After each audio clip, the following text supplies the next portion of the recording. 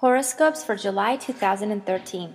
This is the month where lots of energies will change since Jupiter changed signs to Cancer. It crossed over to Cancer.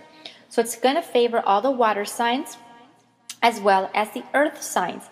This is a year of Cancer, so therefore Pisces will also reap from its reward. The moon still remains the same in Aries. Now the moon doesn't like to be in Aries because the moon is love, the moon is sentiments, the moon is emotions, and it tends to be passive. Aries is just the opposite. It's a fight, it's a war, so they contradict each other.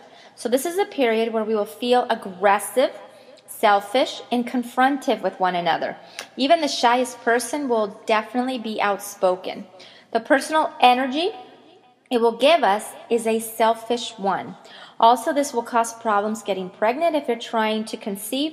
It would have been a great moon to basically sue anyone legally, but Mercury is retrograde this month, and so that nexus that idea. Okay, it counteracts against it.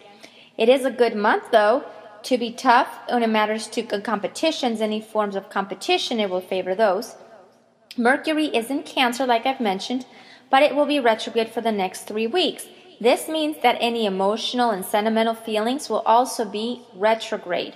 So be patient because it will affect love and communication. It is not a good time to move either.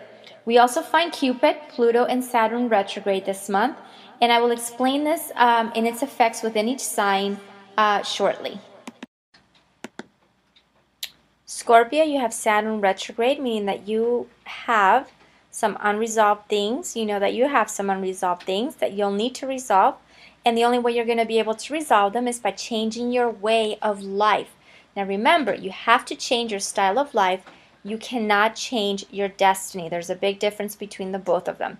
Your rigidness will be refocused and it will also have to be changed. Try to meditate to listen to what and how Saturn wants you to proceed. Tread carefully financially, your 5th house. You are still healing. Any love or emotional healings are taking place. Your 6th house, you have the moon in Aries, giving you great health. Your 8th house, well, you're going to be very healthy here in the sex department. Jupiter's in your 9th house, favoring you to connect your mind with the universe.